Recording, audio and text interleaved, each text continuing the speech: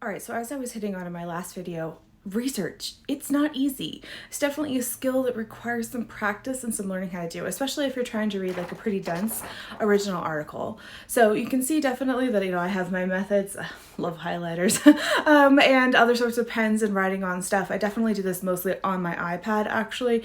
However, there's only so much screen time I can have. So definitely decided to print this one in particular because I wanted to make a ton of notes, which are definitely on later pages of this. So the thing is about these original articles is I know that they're dense. Like definitely often there's a very short word count that it must be met, and therefore things get kind of crammed in there.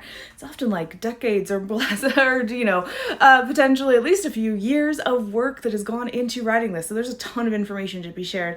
And what's going on then is that the authors are attempting to fit in all of that, and there's often a lot of jargon, and just the trick mainly to really start you off is don't be scared of it. Definitely it's not meant to be intimidating, and it might seem that way for sure, but please be a willing and able to go and find these. Now, where do you do that? Google Scholar is your friend, okay? Honestly, I really love Google Scholar. I use it a lot for just like my initial attempts at getting articles because I find them so useful. And they're going to have all sorts of regular keyword searches. It works just like Google. So if you've gotten those down, you're going to be great. And you can also sort by year, who's cited things, all that sort of great stuff. And it's so helpful.